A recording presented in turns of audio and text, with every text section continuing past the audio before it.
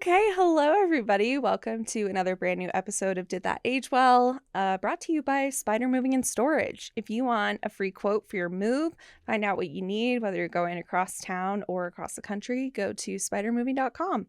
Thanks for your support, and give them a follow on Instagram at Spider Moving and Storage.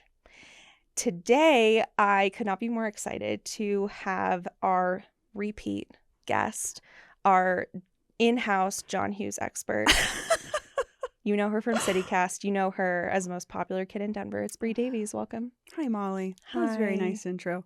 I don't know if I'm a John Hughes expert, but it did just Yeah. You did give me a list and I was like, oh, these are tough ones for me in the John Hughes world because I really like his humor.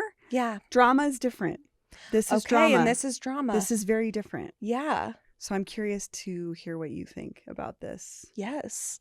Well, I'm dying to hear what you think because, listener, a little behind the scenes, I think Bree and I are going to disagree on this one in a way that we really did. Because who doesn't like Ferris Bueller's Day Off? You're weird if you don't like If Ferris you don't Bueller's like Day that, Off. you don't like joy. Yeah, you don't want to see a guy have a great time ditching school, then Yeah. you're a narc and Yeah. you suck. Yeah. So, but So- this is different.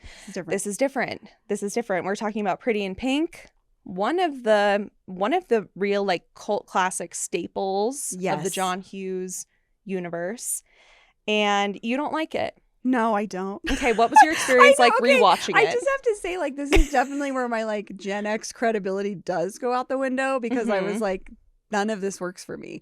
But the funniest part is the opening is a psychedelic fur song. Yeah. Pretty in Pink. And Richard Butler makes you think anyone can sing. Because I have to say, I'm not really into his voice either. No, not really. And it's such a jarring sort of juxtaposition to this girl that we meet, but you always get a sense. What I love about the music in John Hughes movies, and we talked about this I think on the last episode with Ferris Bueller, is it imbues the characters with you can tell they're cool and you can tell they like good music, and that helps form their characters a little bit. So I totally believe it that Molly Ringwald, that Andy likes good music. Totally. You know, I'm not a Psychedelic Furs fan, but they're a good band. Right. She has taste. She has taste. Absolutely.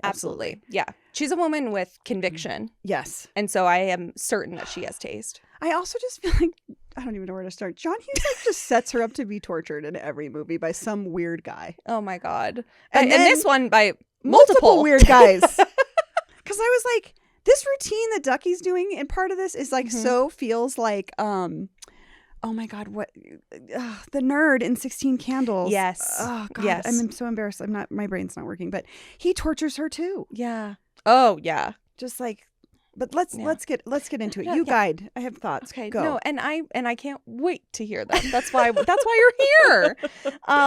Okay, so I am assuming that your history with Pretty in Pink is not like a positive one, that you weren't like, oh, I loved it, now I don't like it. No, I didn't have much of an attachment to it. It's so funny. I think his big hits for, again, the Gen X age group were really The Breakfast Club and Pretty in Pink. And those are two that are just not my faves. Yeah. I like the jokier ones, which unfortunately I talked about this before. My problematic fave is 16 Candles, which is extremely racist. Yeah.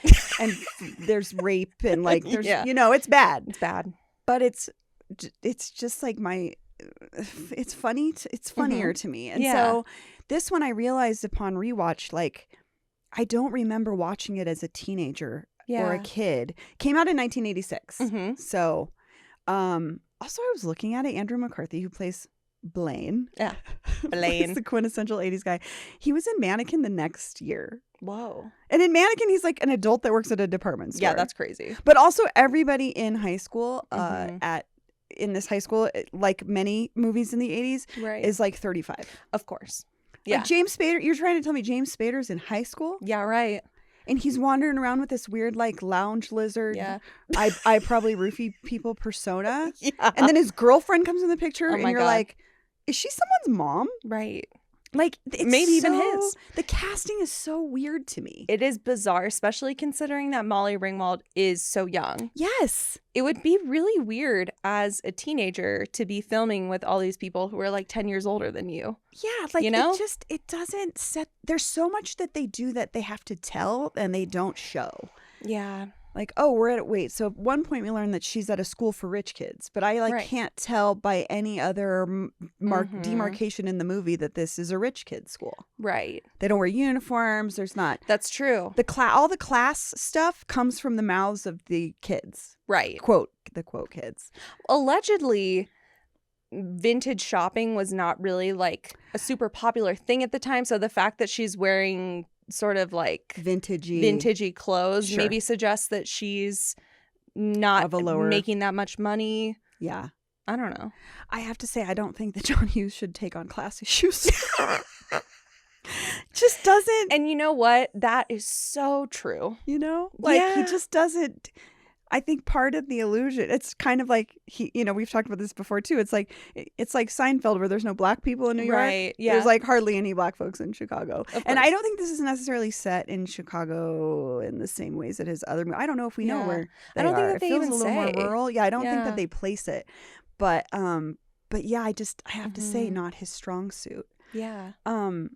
Should we do a synopsis of them? Let's do a synopsis. Just for folks, because you know what is funny? I listen to multiple movie podcasts and I don't watch a ton of movies. And most of the time I don't even know the movies they're talking about. I just like to hear them explain how things like happen and stuff. Totally. And then it's like you got it. You don't really have to watch it. I do that often with shows covered by Trixie and Katya. Sure. On I Like to Watch. Yeah. I'll do that with because on Netflix they insist on making everything a 10-part series when it could be an hour. And so I say, you know what? I'm going to tune in with my girls for 35 minutes. And just find out what the story was. And just get an opinion and get a synopsis. So let's do a synopsis. Okay. So we have Molly Ringwald as Andy. We have Harry Dean Stanton as Andy's dad, John Cryer as Ducky, James Spader as Steph, and Andrew McCarthy as Blaine. And Annie Potts as Iona. Scene stealer. Kind of maternal figure, you might say. Kind of an older sister figure in an unhealthy way, but we love them. Love her. Okay, so really at the center of this movie is a teenage girl who is subject to codependent relationships all around her. Yeah.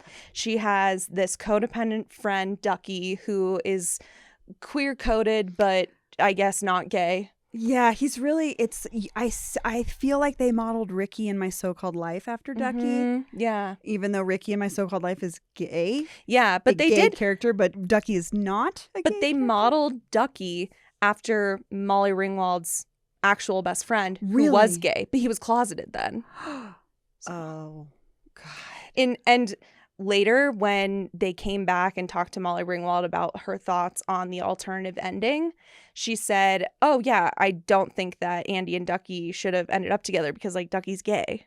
Yeah, he's gay. Yeah, it feels very forced. It feels forced that he's like, I'm in love with her. Yeah. It's like, well, you're in love with her in a way that friends are in love. Yes. Or also like you want to express yourself the way that maybe she does in certain ways, but you can't because it's 1985. So it's okay. So it's Andy, a bunch of codependent people, her father included, who's like opining for her mom that's dead or missing or divorced. Left them. That's right. She just up and split. There's a lot of that in the 80s and 90s. A lot of that. Never to be heard from again. Full House, where was their mom?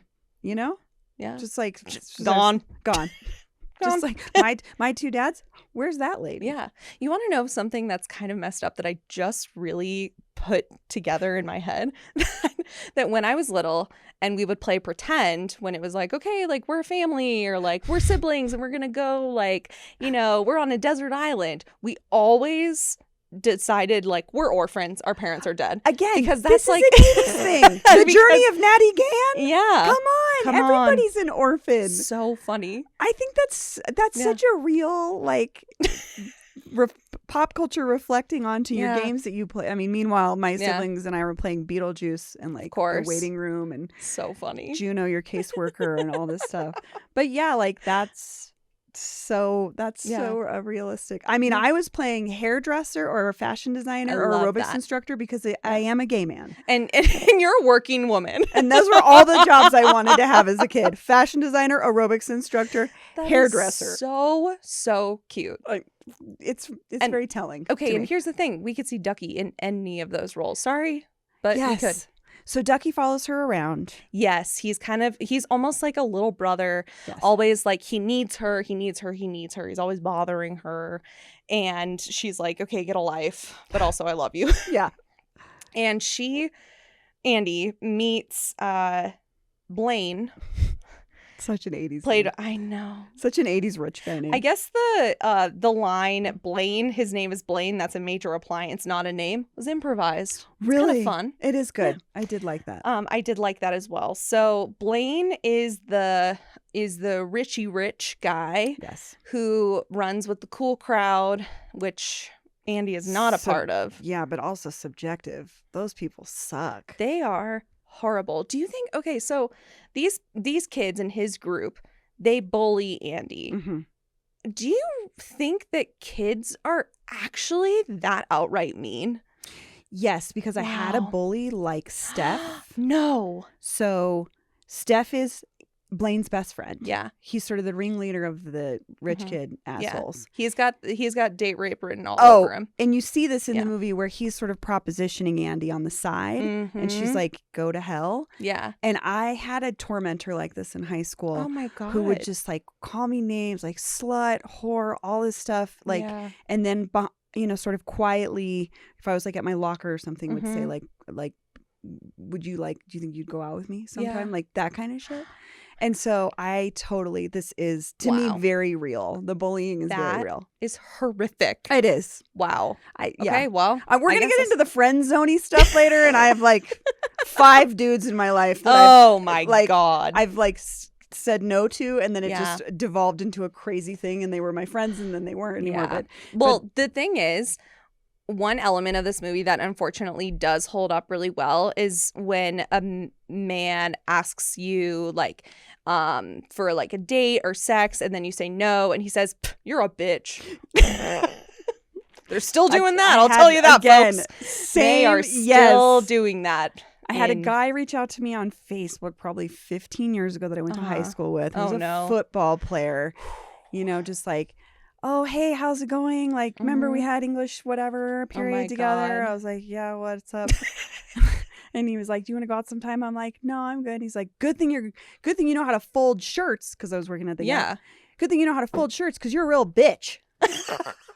And I was like, cool. Well, I'm going to go back to folding shirts, and you can go back to fucking yourself.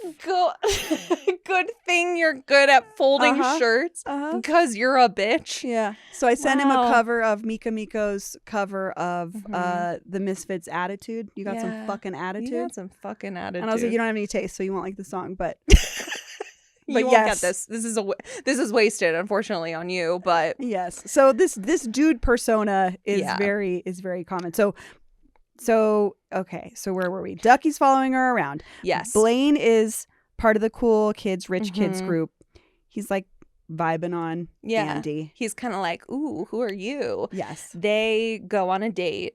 They fall in love. Right. On one date. Another thing that, sometimes I'm willing to suspend my disbelief for movie magic, but I'm like, okay, you guys really, you're in love. Also, and you did hung they out cut a 2 scene? Because times. why are you guys sitting in hay bales? Right. What's going on during this here? part of the movie where you're falling in love? That's actually so true. Why are they on hay?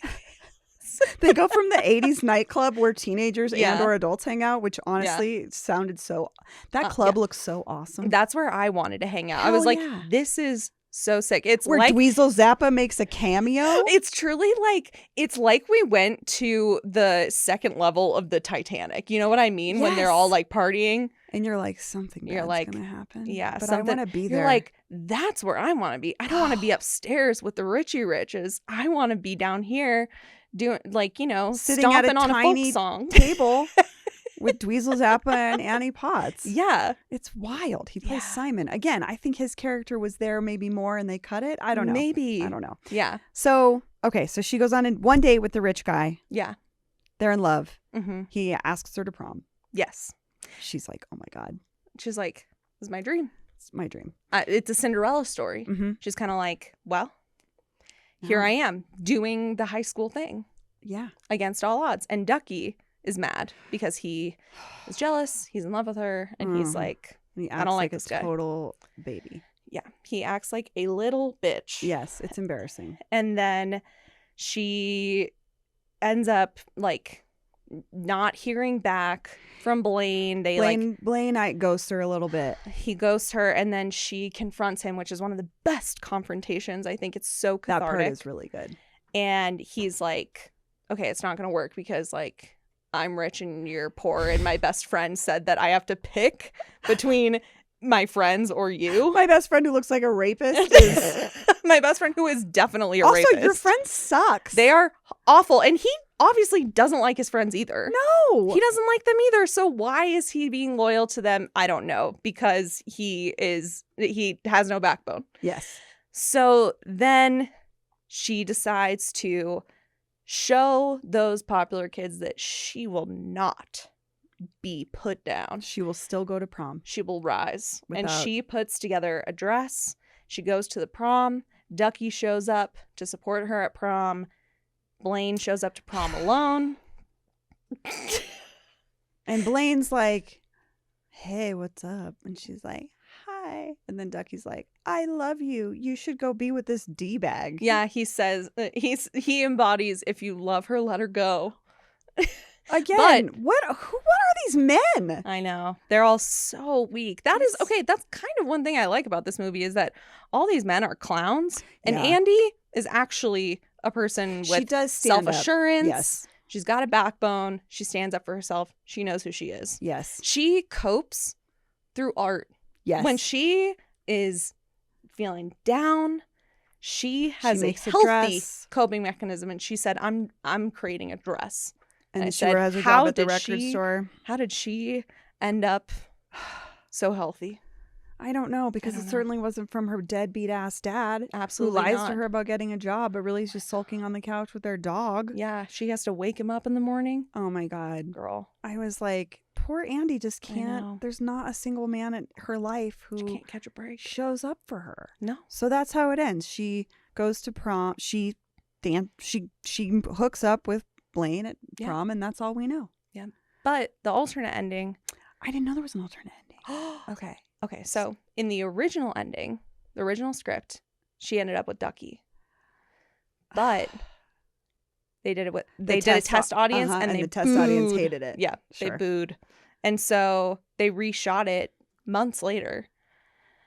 And they had to put a wig on Andrew McCarthy. That's why his hair looks insane. That's why his hair looks like that. Oh my God. I was like, what happened to his hair? Why is his hair like that? Why is it like, poof? It's like a little poofy? I think that they just didn't expect that this movie would be so popular. Okay. I think if they knew it was going to be this popular, they might have put a little bit more money into that wig. But they were like... that's so funny. Okay. It was for another role that he had different hair. Like probably shaved his head or something. Yeah.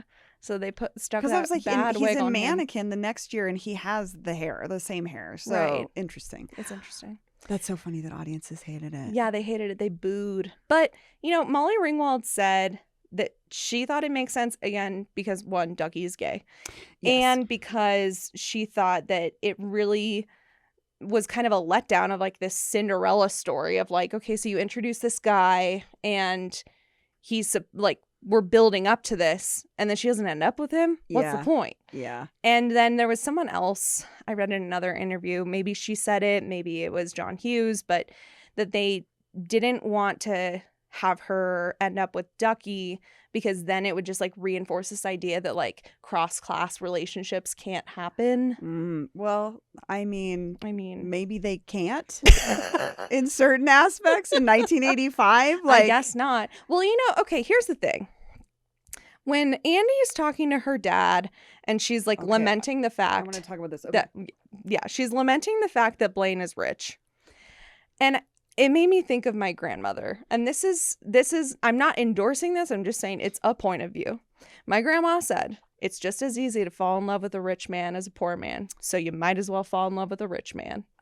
See. And I said, Andy, just it's okay. Yeah, but you have to be here. Then that means you have to be here on Steph's probably going to be in your wedding. God. Steph's my grandma married out of her class down.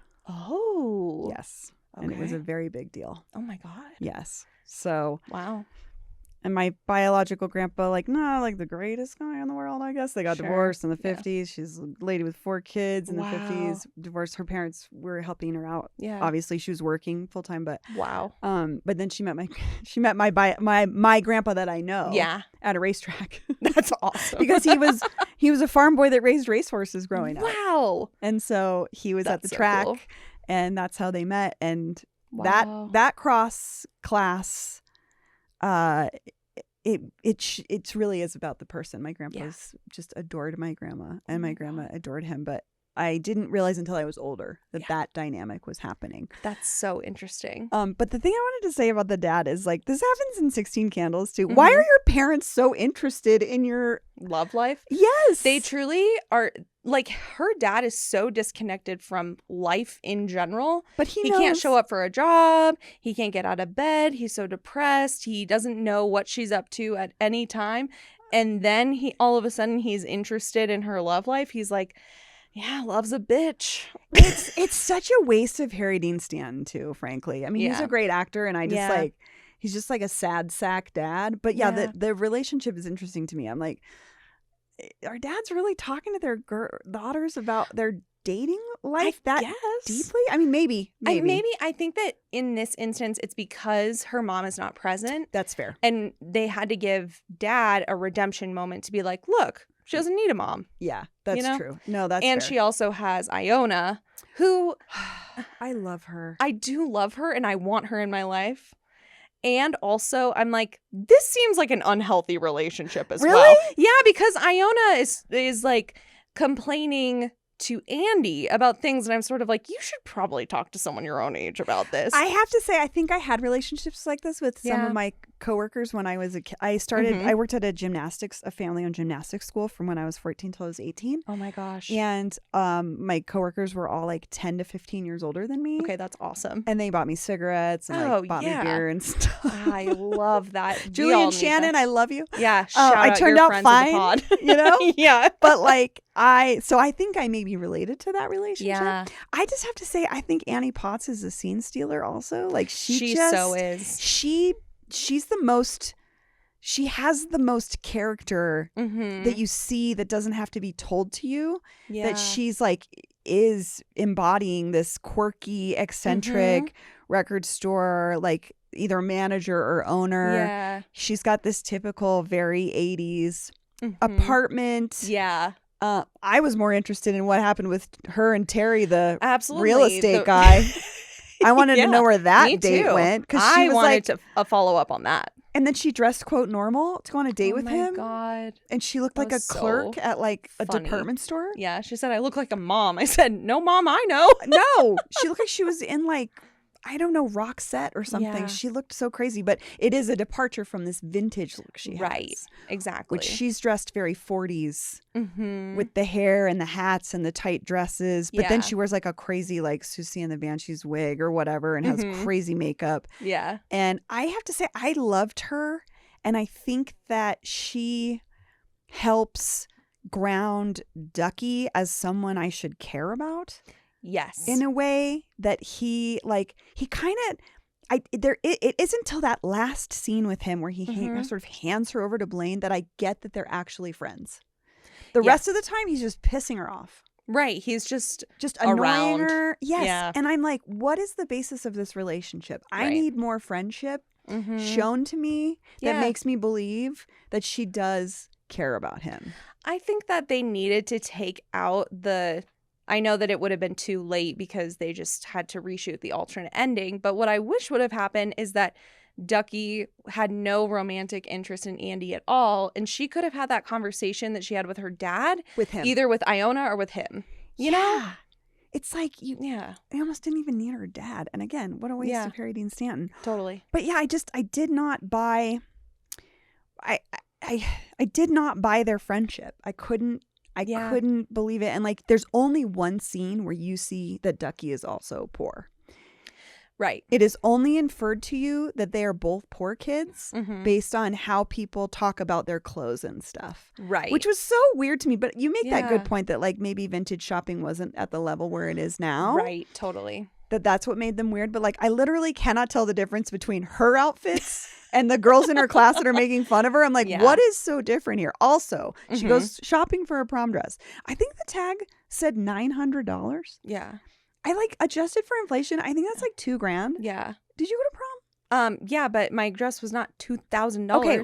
Do you remember how much your dress was? Probably $100. Okay. That was what, 15 years ago? So 18 years ago. Okay. Yeah. I got mine. Mine was like, oh gosh, 1998. So a long time ago, but mine was a deep discounted Dillard's sale rack dress for $100. And I was like, who's buying a dress for $900 in 1985 for prom? That's insane. It's insane. And like, again, it's this class signifier that does not work to me. I think it is sort of, again, it's sort of like the John Hughes perspective of like what a class differential is. He's like, how much does a banana cost? $7? I know. I know. I think about that. I think about that scene. And there's one in 30 Rock where Jack thinks a gallon of milk costs $10. Yeah, like, exactly. You know what I mean? I think it's sort of one of those where he's like, an expensive prom dress, it must be $900. So it's just like, there's so many other ways to do this. Yeah. And to tell that part of the story without just making it about price tags and she's wearing pearls. I'm like, did you see the party, the house party they were at? Everybody looked like a bank teller. It did look like the Young Business Leaders of America party, you know, but then I guess people are fucking also. Oh my God. But maybe they are at the Future Business Leaders of America parties. House party. Maybe. Yeah, it was just such a strange, I couldn't get over the markers of class to me just did not translate. Well, here's one thing that did really stand out to me in that retail scene was it felt like in Pretty Woman when they don't let her shop. It kind of felt like that. But that does it so good. They really do. Because they actually tell her like, get out of here. Yeah. You know? In that one she removes herself because she sees and bullies. The clerk walks by her and says she doesn't offer to help her. Right. She kind of just says something like, she's like, well, if you need anything. Yes. And then she walks trails away. Off. Yes. Yeah. And I was like, I mean, I guess that's the signal to us that she's not meant to be there. But there's just a lot of, again, it's a lot of telling me this. Yeah. And I just didn't connect with me, that part of the story, which is a huge part of the story. Which is kind of like the whole thing. It's kind of like the whole thing. Yeah. It is huge. Cross-class relationships. Yeah.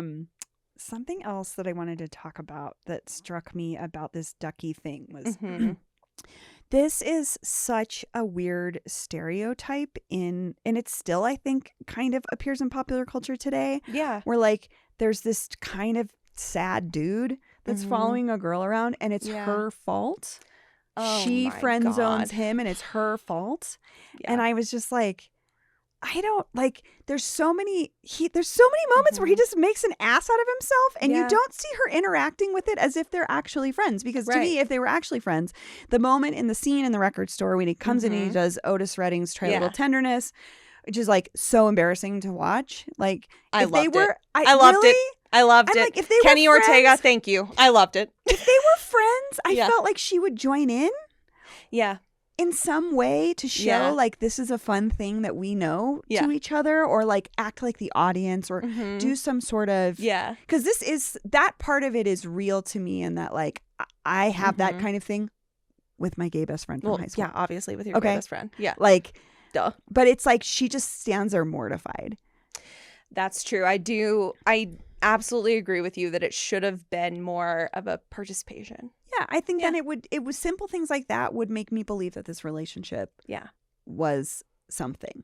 Well, you know what? It makes me glad that they didn't end up together. Yes. Because I think that they wouldn't have been good together because obviously they don't really like each. I mean, she doesn't really like him that much. No. And I think that even though he does like show up for her in the end as like her prom date, that felt like a moment of friendship that I was like, that's good enough for me. It didn't feel like it needed to be romantic. And also another reason why I'm glad that they didn't end up together is because it would have been predictable. Yeah. I really, when I was watching this, didn't know who she was going to end up with. Oh, okay. I really was like, Was this Could your go either first way. watch? This was my very first watch of this movie. Fascinating. Can you believe that? I mean, I can because I haven't seen that many movies myself, but I just didn't. I can't think of what I would have felt like if I was seeing that moment for the first time. I just remembered that it happened, but I didn't remember how that's the moment where the relationship between Ducky and Andy feels real. Yeah, that part was that was a highlight for me. I think that I realized they were really friends. Why did you like this movie so much? I loved the chemistry between Molly Ringwald and Andrew McCarthy as Blaine. I just thought that it was like, I don't know. I thought he was like such a little cutie, and so was she. I think that's part of it. Is they're just like both really cute. Yeah, I thought that this movie was cute. I thought that like this handsome their first, soft boy thing going on. Their first kiss was so awesome. It's so cute, and I liked that this movie wasn't trying to do anything other than what it was, which is just like, this is a teenage love story. This is like time kind of passes, but it's like a very short window in a slice of life. Yeah, it's a slice of life, which John Hughes does. That's what he does. A slice of life in a teenager's life. Yes, he pieces together vignettes. Yes, exactly. You know, and I thought that it was like, it was delightful to watch the Otis Redding lip sync. Really? It really did. I really remembered did. liking it more, and then I watched it. I was like, I don't like. You were this. like, stop doing that. Yeah, I was like, does that end with him kissing Annie Potts? What's the part? There's a moment where he grabs. No, maybe that's at the club. That was at the club. He grabs Annie Potts and like lands a big kiss on her, which feels gross. Which is also weird because he's a teenager and she's a grown up. Yeah, and it feels non-consensual. And then she bounces back later and is like, I thought he was a good kisser. I know. I thought that was bizarre. I did too. That was gross. I was like, this is a man writing this. A man wrote this part because I wanted her to be like, well, that was inappropriate. Be like, or even so just you like, shouldn't have done that. Yeah, kind of like a pushback, but that's that's so funny. Because it's clear that like we all sort of wanted that cathartic moment of him being put in his place, of being like, oh my God, stop doing that. Stop being annoying. Dick. Yes. You're such a dick. Okay, another sign that a man wrote this is when Andy and Blaine go on their date and she says, I want to go. Take me back to the mall. Yeah. Okay. And he won't let her go. He just keeps persisting and persisting. And we're supposed to see it as like, he just wants to make sure she has a good time. He knows that she doesn't really want to go home, blah, blah, blah. And she's like, I don't want you to take me home. I don't want to go to another party. I want you to take me back to the mall. Just listen to her. Just take her there. And how are you not picking up on her anxiety and like, I know. There's that moment, I think, when he picks her up for the date and he says, "Are you want to go home and change?" And again, where I was like, is she wearing a trash bag? I'm so confused. I know. I was like, wait, I don't know enough about 80s fashion to know like she looks good or bad. Yes, I think that's a very like confusing, watching this now, decades later, part that just does not age well. I don't think that you should ever, when you pick someone up for a date, say, do you want to go home and change? No. It does not matter. It's like asking someone if they're pregnant. Just don't do it. No. Don't ask let them tell you. Yeah. Yeah. So the date, and that you're right. This part where he's like really insisting and like, this is where I'm like, he's not even listening to her. No.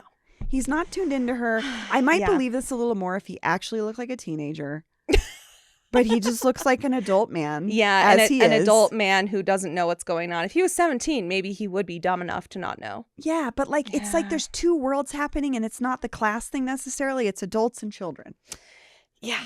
And that part, like with James Spader, just like he enters, every time he enters, I'm like, you're like, oh, first he's leaning on a car, which is a very typical John Hughes moment. Of course. Then he's like wearing a silk bathrobe. Oh my God. With the girlfriends of the dudes are always like weird, horny, blow up pinup ladies. Yeah, totally. Because like I'm thinking about Jake Ryan in 16 Candles, and Carolyn, his girlfriend, is this like very.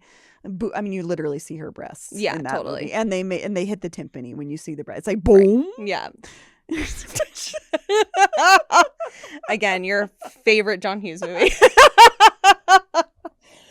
Just if you're gonna show me a boobie, just hit a timpani real quick. Just give it a little boom. Hey, hit a gong next time an Asian guy walks absolutely. into this film. Give her a laugh. She doesn't like the drama. She wants to laugh. I know. I want it. God, that's so bad. But like, she's like a hot adult.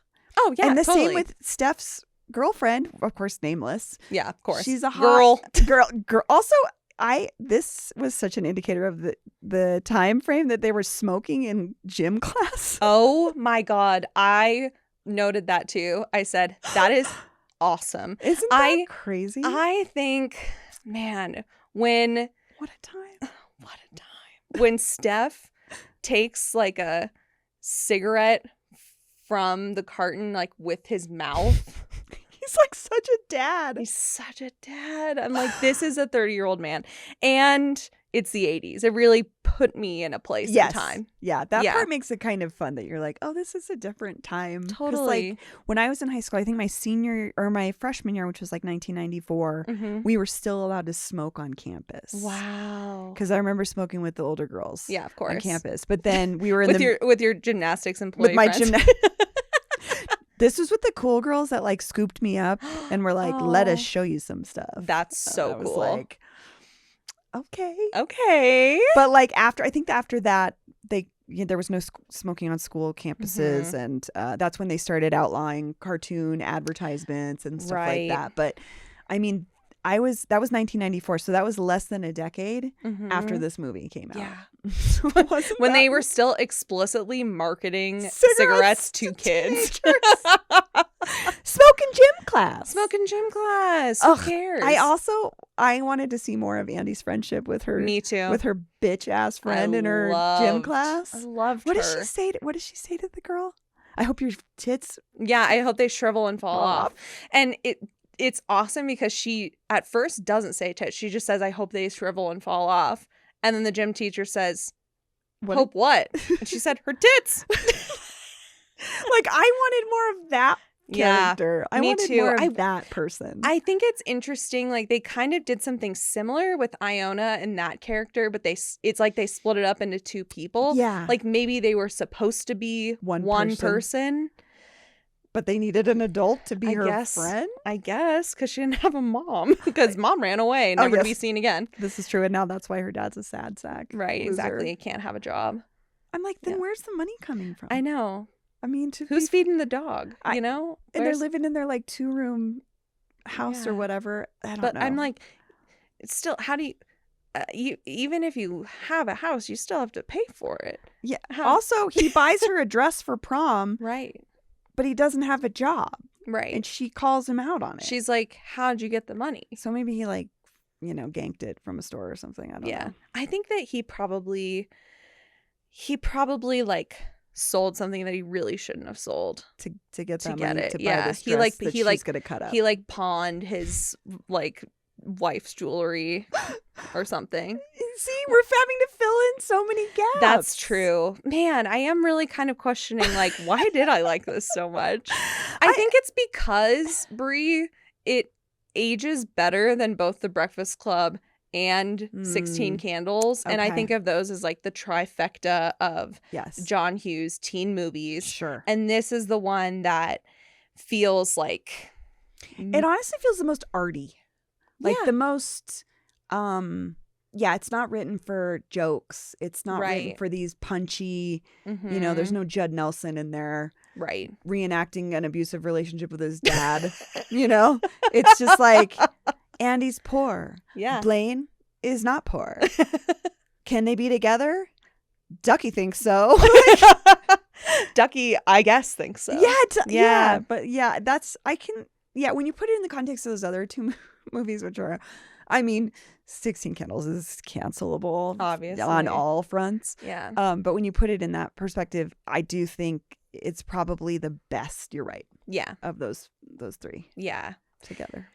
And like, I don't necessarily mind that it's not that joke dense because there are a few. It doesn't take itself too seriously. Like the reason that I can't watch things like Euphoria is because there's no humor. Yeah. There's zero humor. It just makes you feel, it reminds me of, okay, this is like what a dork I was in high school. Totally. Even though I thought I was cool. I wrote a whole like tirade about how Harmony Korine's kids was such a bad representation of my generation. Oh my God. Like, what kind of a dork loser am I that I'm going out? I mean, honestly, to this day, I can't stand his films. I think they're garbage. Totally. But like, you said what you said. I did. I said what I said in the George Washington Surveyor newspaper. Absolutely. That this does not speak for me. Yeah. Voice of your generation. Friends, yeah, right. Yeah. Roofing your friends and raping them, not my thing. But like, my friends and I don't do that. We don't. And we don't. We didn't. Like, I think maybe I was just like, I wasn't a big partier in high school either. Yeah. But yeah, like, I don't know. I just, I don't know. It's the ongoing thing of the teenager in his movies. We see teenagers in every movie. Yeah. And they're, I don't know. I'm thinking about Uncle Buck, and I'm thinking about the girl whose the boyfriend. Yeah. Like, what a piece of shit. Bug. He's good at writing piece of shit dudes. He is. I'll give him that. I think it's, knock the mic. Sorry. Except for Jacob, Ferris. Nick. Right. Can do no wrong. He can do no wrong. He's perfect in every way. Yeah. I guess John Hughes was like bullied a lot in high school. So I think that he had a lot of inspiration. Sure. I think that he was like, I think he probably wrote from his experience directly. Because we see a lot of that nerd, jock, nerd, cool guy. Yeah.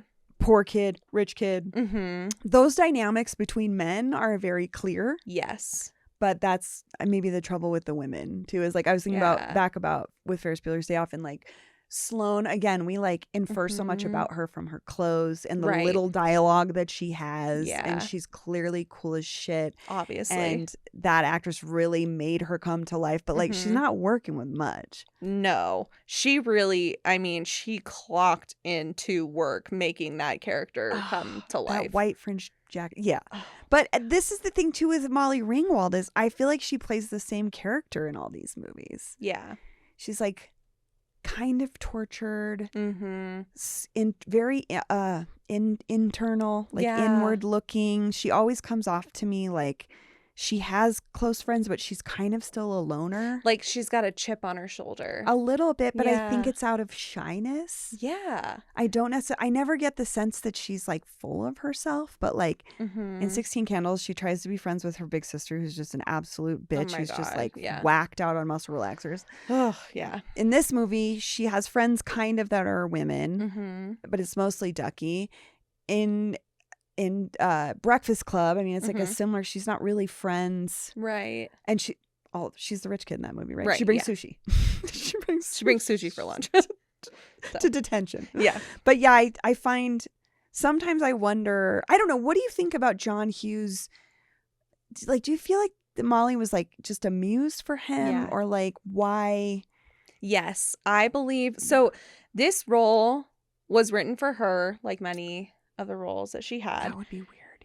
Yeah. Okay. And this role was, from her perspective, the one that was closest to who she really is. Interesting. She said that, like, in real life, she is pretty shy, pretty introverted, but like full of conviction, wears a lot of vintage clothes. Like, a lot of the fashion was inspired by her, Molly Ringwald. So like as a muse, both in like the I don't know, like character development way, but also in like a physical artistic way. Yeah. I think that was a component that was clearest in this movie compared to the other two. Yeah.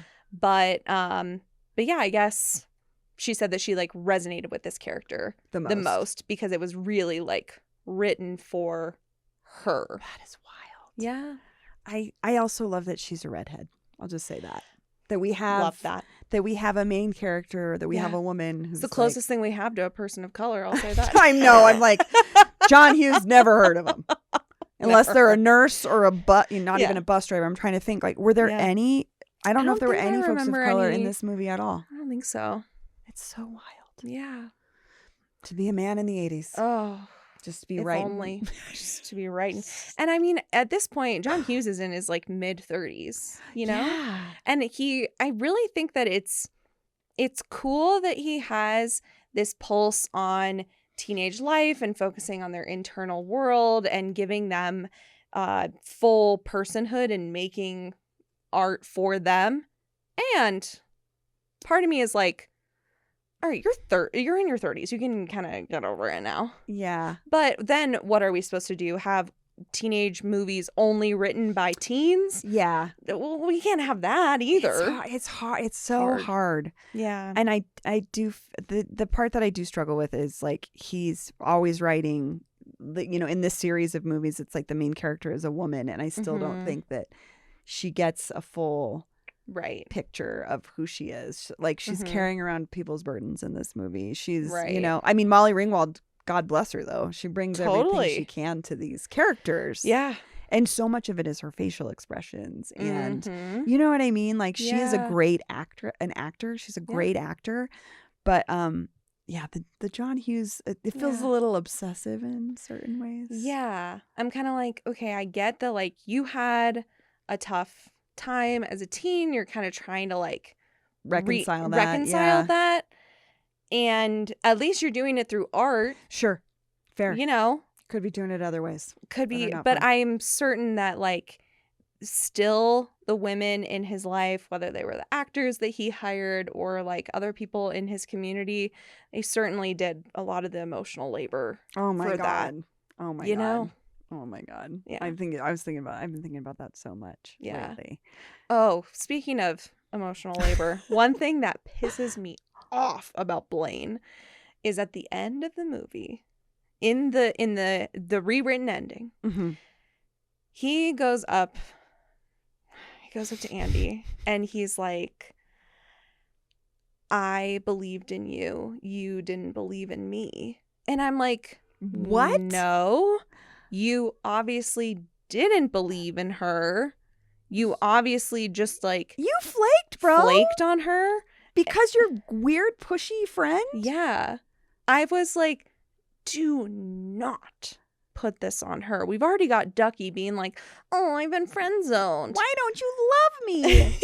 Because you're annoying. Because you're annoying, obviously. Also, sorry, no offense, John Cryer, but you got nothing on Andrew McCarthy. Unfortunately not. He's a super babe. He's so cute. And you know what? Charlie Sheen was supposed to be what? Blaine, but Molly Ringwald said, we need. Yeah, there's no way. Get him out of here. This is not the kind of person. He could be Steph. He couldn't be Blaine. No. She said, that's not the kind of person that Andy would actually be attracted to. She's like, Andy is me. Good for her. Andy and I are the same.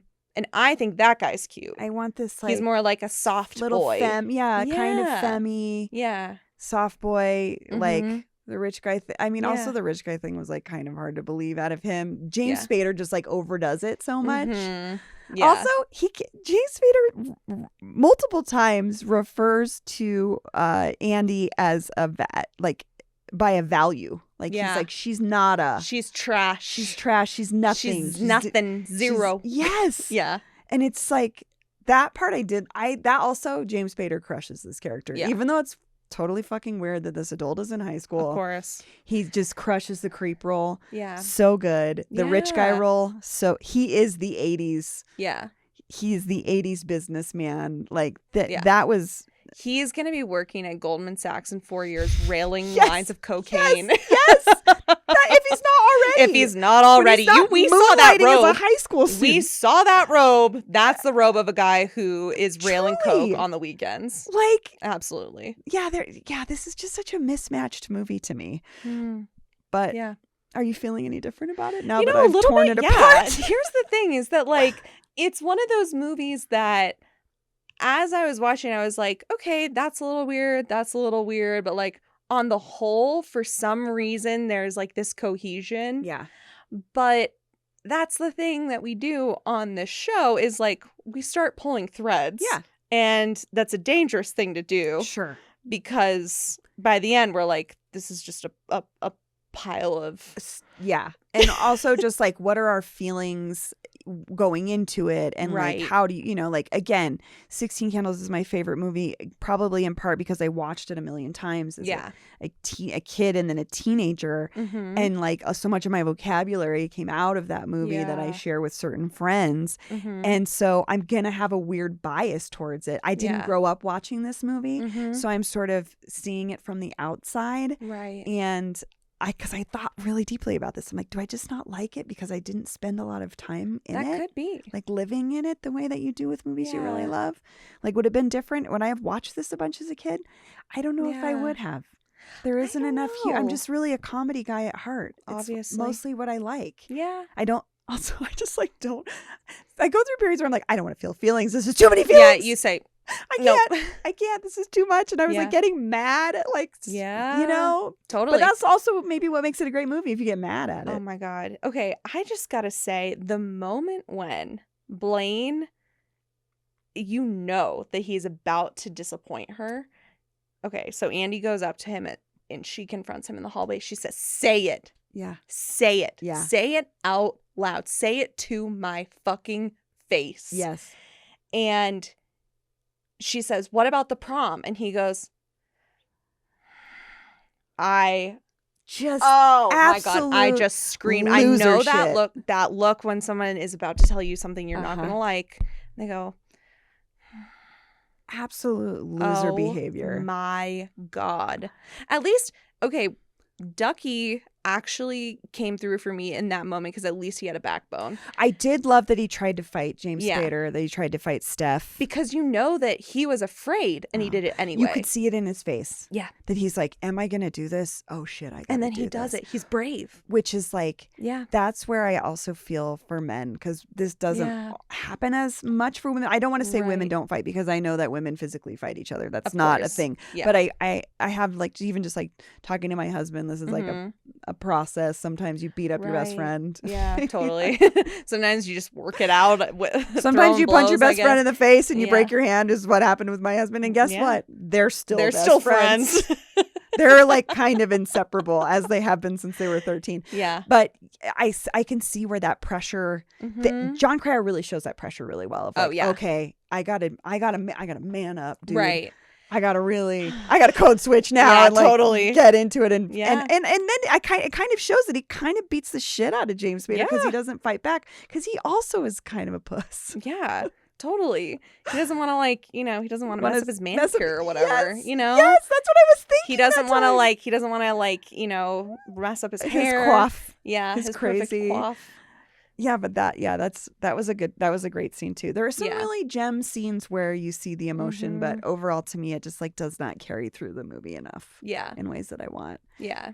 Especially with the friendship between Ducky and Andy. Yeah. Yeah. I also just wanted a whole separate movie about the nightclub and the actually I just wanted Desperately Seeking Susan, which is that's the movie I wanted. Yeah, that's what you were hoping for the whole time. I mean, because I didn't remember that when they go into the club and I'm like, Dweezil Zappa? Yeah. And I'm Googling, I'm like, is that Dweezil Zappa? And I'm like, oh my God, you're like, it oh is. my God, it is. He's just there. Yes. And he's like, so clearly cool. has a good personality that you want to know more about. I wanted to know so much more about him. Yeah. And they're like at a show and like that, I don't know. Yeah. I'm like, Blaine, why would you want to hang out with your friends who are the other thing. Bad people and not fun? Suck. Yeah. That party looked like it sucked. Why would you not want to go to the nightclub and see a band? I know. And like hang out. Oh, with cool Andrew Dice Clay. Oh my God. What was that? So wild. What a weird cameo. That I didn't expect that. That's a great scene with Ducky too. Yeah. Where Ducky is playing the annoying, like, let me in the club, I'm underage. And Andrew Dice Clay's like, I'm not going to let you in the club. Yeah. And like, you kind of see that's a relationship that you can see he often bothers that man. He's there every weekend waiting for Andy. And Andrew Dice Clay clearly has a little soft spot in his heart for him because he lets him sit there and bother him. I did love that. Yeah, that was a good John Hughes vignette. I agree. That was a perfect slice of life. It was like, that's a side character that I would watch an entire movie about them. Yes. Yeah. And John Hughes is good at those moments. Not so much in this movie, but there's a couple. Yeah. That I love. Yeah. So. Let's see. What else? Oh, I read an article in Vogue where they interviewed Molly Ringwald looking back on Pretty in Pink, and they asked her why they think a film like Pretty in Pink still resonates with teen audiences today. And Molly Ringwald said that she thought it was because of all the issues John wrote about. Are they still the same? That kids go to school and they're navigating cliques. They're feeling othered. That thing doesn't change. She talks about how she's seen it in her daughters, that like it hasn't gotten any easier since she was. The same problems are still existing. Yeah, she's like, the rules about bullying have changed, but teenagers will always find a way to bully each other.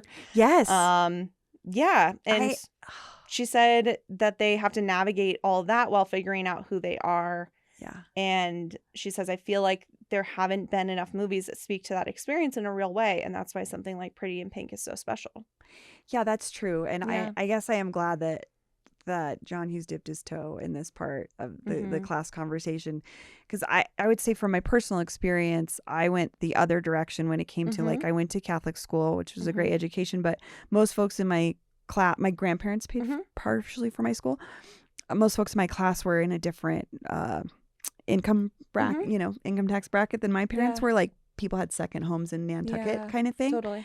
And so I went to public school for high school, and then I felt like, oh, I'm not poor. Yeah.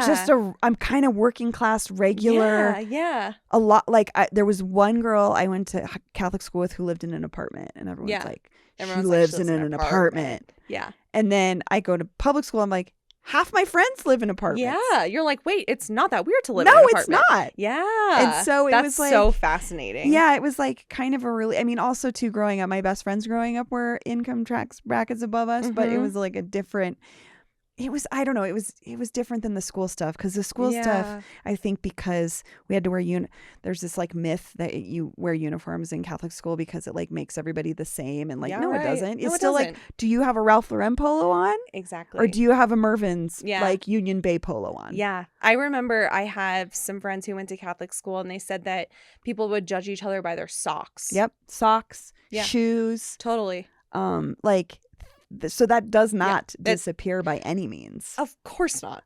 Like, I don't know what I remember my parents saying that, and I'm like, yeah, you guys aren't going to school with me every day, right? Because it is very odd. I'm like, you guys pick me up from school in a 1974 Plymouth Fury.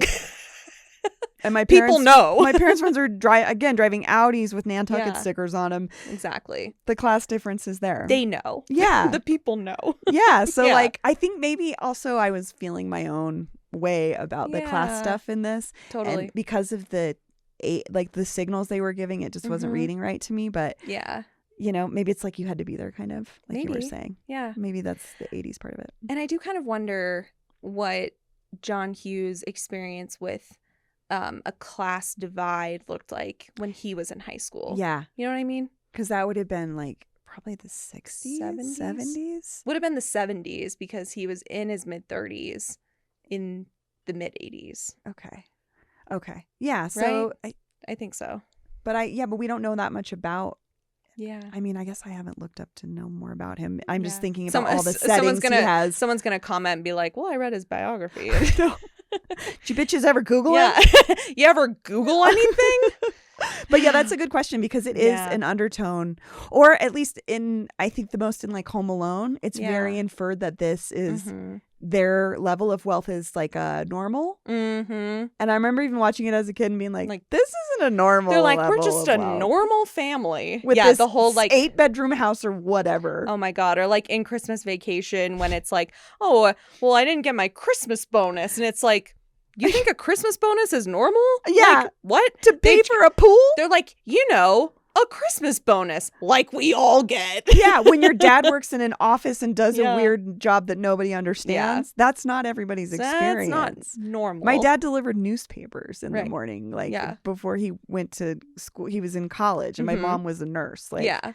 There's no bonuses in nursing. There's no Christmas bonus. No. But again, like that's the class level that I feel like John Hughes is most comfortable writing at. Yeah. I think that it was, I think of it as like so quintessential Hughes, that like the myth of the middle class, when really it's upper class. People even say upper middle class. No. John Hughes characters are upper class. You're not flying your entire family to France. Yeah. On an upper middle class salary. Yeah. You are rich. Yeah. And I do think, though, that it is more of a larger cultural phenomenon. Like, a lot of pop culture in that time. Aspirational. And still is like aspirational. Yes. They present a normal family as one that is really rich. Yes. No, and that I feel like that really peaked in the 80s. I mean, now we're into this influencer culture that's aspirational, but like I was listening to I don't remember which pod. In case you missed it, I think they were talking about the influencer takeover of Coachella. Yeah. Of now versus 15 years ago, and like when it was quote about the music or whatever. But like, so now that influencers are the only ones that can afford to go to Coachella, what is aspirational about that? Like you become an influencer? I mean, I know that's an aspiration, right? But it's so rare. Yeah. Like, how many people have failed as influencers? Probably like hundreds of thousands. Everyone who's ever created social media. Yes, at some point. we all are failed influencers in a way, basically. Yeah. Yeah, I'll keep my whatever followers. Yeah. Thanks, and if you're here, I'm so glad you're here. Thank you. Thank you so much. Thanks for the follow. Follow at Did That Age Well pod on TikTok, at Did That Age Well on Instagram. Let's see if there's anything else that we need to discuss. Oh, can we talk about her dress for a second? Her prom dress? Yeah. What'd you think? It didn't wow me. It didn't wow The makeover was not like it didn't transform to me. Well, what did you think? I liked it a lot. I think it's more that I liked the conviction behind it. Like, I just don't want them to win. I don't want them to think that they broke me. Yeah. The dress itself was interesting because it really wasn't what I expected at all. I thought it was going to be more like Madonna. Yes. And I did a little bit of reading that Molly Ringwald hated it. She saw it, cried. She was like, I hate this dress. I hate it. I hate it. I hate it so much. She doesn't look great in it. I mean, it's okay. Yeah. She's beautiful, so whatever. I mean, yeah, she's going to look good in anything. Yeah. But now looking back, she's like, okay, it was a good dress. But I think she kind of has to say that. Yeah, I was like, I also love the part where she's like, I will sketch my dress now. Line, triangle. And you're like, could someone just have faked this part? Yeah. Like, she obviously is not designing this dress, but exactly. I did appreciate the intention. The intention behind it. I wanted so bad for somebody to say the line pretty in pink. I was craving that every time they were talking about the dress. I was like, say you the didn't line. Like Richard Butler going pretty in pink. I'm like, this is the song? That's the song? This is the song? One other soundtrack fun fact is that when they did the refilming of the last scene, OMD wrote If You Leave in less than 24 hours right before they went on tour. Really? For that, because they had another song in there and it just like didn't work. And so like when they rewrote the script, reshot it, John Hughes was like, this isn't the song. Did they do the last song in 16 Candles too? I think so. Like, if you were here, you would believe me. Mm-hmm. God, that song rules. That song is so good. I mean, this one is If You Leave, which is good. Yeah. The soundtrack, this one didn't hit as well as Ferris Bueller's Day Off. Yeah. And 16 Candles to me, but it is fun. That's interesting that they wrote that. Yeah. Are you a new wave fan or not really? I kind of am. I'm more of a no wave fan, which is like a little bit a couple years before this, like television, like James Chance, stuff like that. So but I do think whoever does his music was so tuned into what was like underground. That's part of what is the characters are imbued with cool based on the music that's playing around them, and I think they do a really good job of that. But I did want to say about that scene, the other thing that John Hughes does in prom scenes is he has weird DJs. Weird. Like weird, in 16 weird. Candles, you just see this guy in the background going fucking nuts. He's like up on a pedestal. He's like, I'm the DJ. And they're playing like Little Bitch by the Specials. And he's like going nuts. And then in this one, there's like 2 dueling DJs. And I'm like, are they going to perform? Yeah, are they going to duel? Like what? It's sort of written like, I mean, I don't know if John Hughes went to prom, but this is written like a person who's never been to prom. Also, everyone's dancing. I know. I'm like, okay, I know people stopped dancing like 25 years ago. But like, also, all the men are wearing the same tuxedo. They look like waiters. They have like pink ties on. They really do. Which it looks like Party Down. You know the show Party Down? They so look underrated. They look like they're from that show. And twins. God, I love her so much. Oh, me too. God, that's such an underrated show. If you haven't watched Party Down, there's not much of it out there, but you gotta watch it. 2 cougars on the prowl. God, I love her. She's Megan Lally's amazing. But yeah, like the prom scenes are all it was weird. And I guess I should say dance scenes because in 16 Candles, it's like a fall dance. It's homecoming. Maybe it's homecoming. Might be homecoming. Yeah. And I love that scene just so much more. Of course. Oh, me too. Because that, like, just thinking of all these vignettes from that scene, or from that part of the movie. But yeah, the dance scenes are always like, it's like, do people do that? People don't do that, do no. they? No. It's so bizarre. I only went to prom my junior year. I didn't go to prom my senior year. I said, I'm too cool. Senior prom was the only prom I went, only dance I went to. Really? And all the 4 years I went to. I mean, my friends and I just didn't like care that much. Yeah. And then prom was like, how do we get my best friend that doesn't go to our school to go with us? Yeah. Well, she goes with my gay best friend who's not out yet. Obviously. That's his date. Duh. Randy had to take April. And April's our friend that was very bossy and was like, I'm going to your fucking prom. And so we were like, said, all right, well. I said, well, Randy's going to take you. I've found you a man. And here he is. Yep. And all of us took dates that were not our boyfriends or our girlfriends. Shout out Randy. Shout out Randy. Yeah. Love you. Still doing amazing in the world. But like my date was my coworker from KB Toys. Oh, that's so sweet. He was in art school. He was kind of an art school guy. His name was Tim. That's so funny. I can't believe he went to prom. I was just going to say, if I was in art school, I would not be going to high school prom. But if you were my friend, maybe I would. And maybe because I brought high school girls to your college party. Maybe. Which I did. So maybe he was like, all right, I'll fucking I guess throw I'll you go a to bone, girl. Thanks, Tim. Thanks, wherever Tim. you are. Shout out. Wherever you are. I hope you quit smoking, but if you didn't, it's okay. Oh, I know. I'm like, I quit smoking in 2006. Wow. But I started in 1984. Yeah. But, I'm sorry. This is the last thing I'll say. Okay. And I'm sorry. This is going to get me canceled. But in movies, I love when I see people smoking. I know that I shouldn't. I know that it's like, oh, it shouldn't be cool. But I know exactly what this person is about when I see them smoking. A vape could never. No. If I see someone vaping sucking on in a movie, battery, like what? There's nothing. Yeah. It's a not necessarily a plot device, but it's a thing that you have to. That it has to be a cigarette. It's just like telephones. Yeah. Okay. One thing we did not talk about. Okay. The library scene where. Oh my God. Where Blaine's hacking the mainframe or whatever the fuck is going on. And then he pops up. And then he pops up after he's sent her a picture of herself. Yeah. And then like a transition into his photo. And I will tell you, as a person that went to a thing called computer class, and our class computers were brown. Yeah. This is the level that they were at. Yes. And I was like, I have been to this. It was called the computer lab. Yes.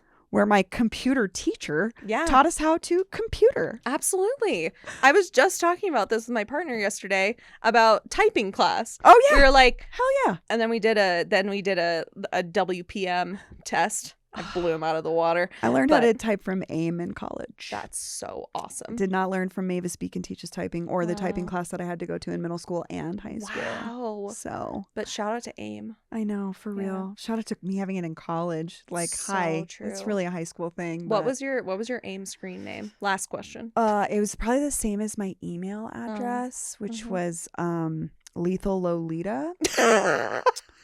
Excuse me, it's after a Red Ants song. So an sorry. amazing band that was on Epitaph Records, who I, in my adult life, got to book at the MCA for my feminist festival, and they were so nice and so cool. That is so but it cool. was probably, What about yours? Mine was Skater Star 9, SK8 That's R right. STAR. Were you a 9, skater? I was a figure skater. Not a skater like that. Skater Boy had just come out, Avril Lavigne. Of course. And that SK8 really changed things for me. I said, still crushes it on a license plate, I'll just say. Absolutely. I love it. Yeah. Oh so my God. Shout out. Friends, let us know what your AIM screen name was in the comments. Oh my God. And let us know what you think about Pretty in Pink. I really do want to hear what people think. I know. Yeah. Do you like that she ended up with Blaine? Do you think she should have ended up with Ducky? Nobody? Could everyone just have been gay in this movie? It would have been way better. Would have been so much better. If Steph was gay, he would have ruled. A mean gay in a that mean, robe? cokey gay in that robe. I would have. I would have eaten that shit up. Me too. I would have been like, feels a little rapey. Yeah, that's fine. That's fine. He's gay. It's fine. Straight predator. Yeah, straight predator. Gay, fine. He's a mean gay. Yeah, he's a mean gay. Well, Bree, thank you so much. Do we for have to coming say on if the it show. aged well? Oh, okay. Well, would you like to give a final verdict? I don't know. Okay. I feel. I mean. No, I guess I would say it didn't age terribly well, but I think part of it is it's just so 80s. Yeah. That you cannot suspend the moment in time that you're in. And as clearly not nearly as problematic. There was only one scene where I was afraid it was going to get regularly John Hughes racially problematic. Yeah. And there's like an Asian man hanging outside of where Iona's apartment is, and I was like, if they hit a gong or do some like, you know what I mean? I'm gonna be pissed, and he didn't. Yeah, and they didn't. He didn't. So sometimes it's unproblematic. The absence of racism is kind of enough to make it for John Hughes. For John Hughes is enough to make it kind of hold up. Yeah. You know, I thought that this movie held up pretty well. Okay. I thought that the thing that was most unbelievable to me was that kids could be so outright mean, and I guess I've proven that they are. I honestly feel so happy for you that you did not experience that kind of bullying. Isn't that sweet? It is really lovely. It's nice to know there's people in the world like you that didn't get bullied. I know. I wish that you could like tell more. You know what I mean? Like sometimes you can tell like that person was bullied and therefore they're strong. Yeah. But I had so many friends that like it kind of didn't bother me that much. Yeah. I was like, okay, sure, whatever. You said, okay, whatever. Yeah. I know where to get beer. So like I don't really drink that much, but but I could. But my homegirls that work with me at the gymnastics school can get us beer, and we can go into the gym after dark because I have keys and we can go jump on the trampoline, which is what we used to do. So cool. So sorry, Marta, if you're watching this also, that we went into the gym after hours. Bless you for hiring me. There was no harm done. No. Thank you for hiring me. Yes. At 14. Thank you. Oh, I love that. Shout out Marta. Best boss. And shout out to all of the people who are about 10 or 15 years older than Bree, who taught her everything that she needed to know about everything. I know. And I'm also sorry to my fellow Gen Xers that I didn't like this movie that much. Well, everybody, come on back. Next week, we're doing a John Hughes series. So please come on back. And if you hate John Hughes movies, maybe you'll actually like, because maybe we'll talk about something that you also don't like and it'll be enjoyable. Or if you like John Hughes movies. Maybe you just need a new perspective. Maybe you need a new perspective. Maybe we'll talk about things that we love. Who's to say? Yeah. This one, a mixed bag. Yeah. But overall, I think it's fine. It's fine. Well, thank you, Molly. This was fun. Thank you. This was a pleasure. Everyone, go follow Bree on social find media. Me everywhere. You find her. She's actually everywhere. That's not true. I'm just on Instagram. It's okay. Find her on at Instagram. Coco Davies. There you go. There you go. And listen to CityCast Denver. Yes. Okay. Bye. Bye.